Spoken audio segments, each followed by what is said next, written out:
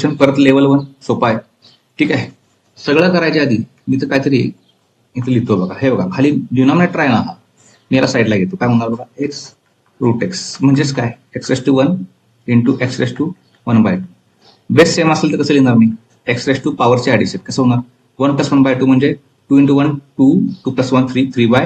म्हणजे सगळ्या ठिकाणी 3/2 आहे. शिवाय वरती किती टर्म्स आहेत, शिवाय मी हे पण वापरणार बघा, a - b + c upon c. कसं करणार, a/c - b/c प्लस इथं डी करतो, चला डी c/d. बघा मी बेस सेपरेट करवलं, डी एकदा a ला, एकदा b ला, एकदा c ला, मधलं साईन मधलं झालं.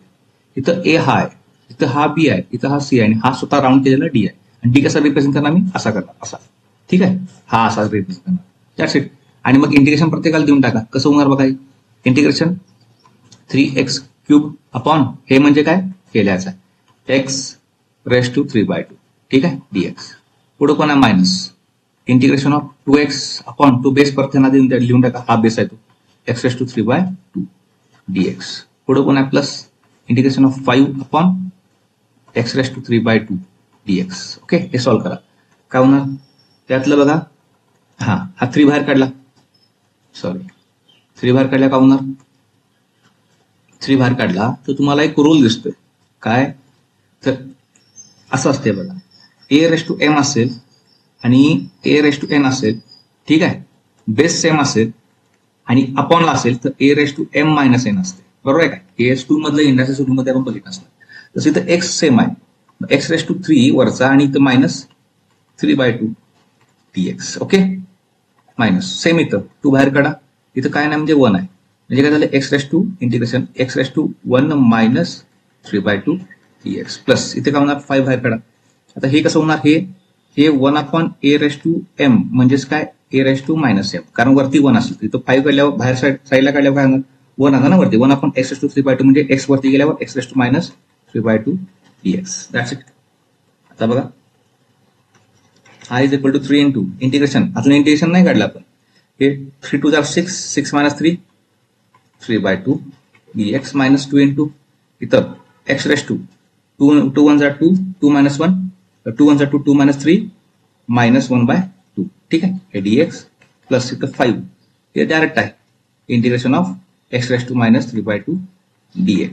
ओके, हे सगळं रफ वर्क आहे. ठीक आहे, इथं आता बघा, i = 3 इंटू कुठं सगळीकडे फॉर्म्युला बघा, एक्स रेस टू म्हणजे एक्स रेस टू n चा फॉर्म्युला काय असते, x raise to n + 1 upon n + 1, आणि ह्या बेसचा डेरिव्हेटिव्ह इथं मल्टिप्लाय करायला लागते, जो असते 1. ठीक आहे, एक्सचा सगळीकडे बघा, इथं एक्स आहे, इथं एक्स आहे, म्हणजे इथे एक्स आहे, म्हणजे हा 1 लिहायची गरज नाही, कारण 1 न मल्टिप्लाय केलं काय फरक पडणार नाही, फक्त पॉवर ऍडजस्ट करा. काय होणार, हे एक्स रेस टू 3/2 + 1 म्हणजे काय होणार बघा, इथं एक्स रेस टू 3/2 + 1 3/2 + 1, आणि जी पॉवर आहे ती खाली लिहून टाका, 3/2 + 1. ठीक आहे, -2 इथं मग काय होणार, एक्स रेस टू -1/2 + 1, आणि आपण जे काय दिले ते पॉवरला ती लिहून टाका, -1/2 + 1. ठीक आहे, हे प्लस आहे, हे प्लस आहे. ठीक आहे, पुढे काय, +5 इथं पण तेच सेम, एक्स रेस टू -3/2 + 1 आपण एक्स रेस टू -3/2, इथे एक्स नाही येणार, चुकून आले, इथे येणार -3/2 + 1. ठीक आहे, इथं बघा काय आहे, इथं मायनस आहे, येणार -3/2 + 1, आणि सगळे मिळून काय, +3. ठीक, बघा आता i = 3 इंटू सगळ्यात पहिला बेस बघा, बेस, कारण मला एवढं का आले की हे अशा फॉर्मॅटमध्ये आले, b/c म्हणजे ac/b. हा c आहे ना खालचा, इथं रेशो सॉल्व्ह झाला तर खालचा c मी b ला मल्टिप्लाय करा, a कोणा वरचा सगळा. ठीक आहे, काय करतो बघा, 3 मल्टिप्लाय असं आहेच. ठीक आहे, 3/2 + 1 काय होणार, 2 1 2 3 + 2 2 3 + 2 5 5/2 5/2 चा 2 वरती गेला, किंवा 5/2 असं वरती गेला, बघा दिसते काय, याप्रमाणे अप्लाय करा. इथे काय झालं, 5 लिहितोच मी सगळं, जाऊ दे, बघा तुम्हाला उगाच प्रॉब्लेम नको. इथे झालं एक्स रेस टू 5/2 अपॉन 5/2, इथं -2.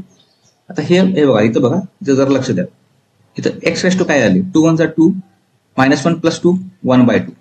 ठीक आहे, म्हणजे इथं जर का डोक्यावरती 1/2 आला असेल तर खाली पण काय होणार, 1/2 होणार. ठीक आहे, 1/2 प्लस 5 इंटू इथं बघा, एक्स रेस टू काय आले, 2 1 2 -3 + 2 -1/2 म्हणजे इथं खाली पण काय येणार, -1/2.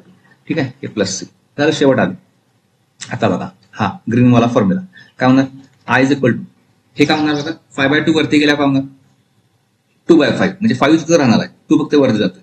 म्हणजे 2 वरती गेला तर 3 न मल्टिप्लाय होणार, म्हणजे काय झालं 6x⁵5/2 अपॉन 5. ओके, मायनस इथे काय होणार बघा 1/2, 2 वरती जाणार फक्त, 2 2 जार 4, 4. आता हे कसं लिहू शकतो आपण, हे मग अशी लास्ट समजायला बघितलं x⁴1/2 म्हणजेच रूट एक्स अपॉन 1 लिहायची गरज नाही. ठीक आहे, प्लस आता बघा हे मायनस मी इथं दिलं, या प्लसच्या ऐवजी काय होणार, आता हे खालचं मायनस आहे, हे याला दिलं, काय होणार हे मायनस, वरती कोण आहे 5. आता हा जो भाग आहे x⁻1/2 खाली गेला काय होणार x⁻1/2. ठीक आहे, इथं जरा 5 काढतो मी, बघायचं पहिला 5 बघा, हे मायनस वरती गेलं तर नुसतं 1/2 आहे, हा 2 वरती गेला काय होणार 2/1 होणार, 1/2चं उलट वरती होणार 2/1, आपण 1 लिहायची गरज नाही, मायनस इकडे गेला, 2 × 5 होणार 10. ठीक आहे, 10 आपण काय होणार बघा, हा जो राऊंड केलेला फॅक्टर आहे x⁻1/2 खाली गेल्यावर ते बघा असं असते a⁻m = a1/a⁻m. आता हे मायनस आहे, खाली गेल्यावर पॉझिटिव्ह होणार, खाली गेल्यावर 1/2 आली, मग 1/2 आपण कसं घेतलेलं मागं x⁻1/2 रूट एक्स असते, मग इथं काय करू शकतो मी x⁻1/2 पॉझिटिव्ह येणार आहे. ठीक आहे, आता तसं न लिहिता डायरेक्ट काय करतो रूट एक्स लिहितो, चालते, प्लस c. हे आपलं फायनल आन्सर. थोडं सिम्प्लिफाय होते का बघा, नाही, दिस इज आवर फायनल आन्सर.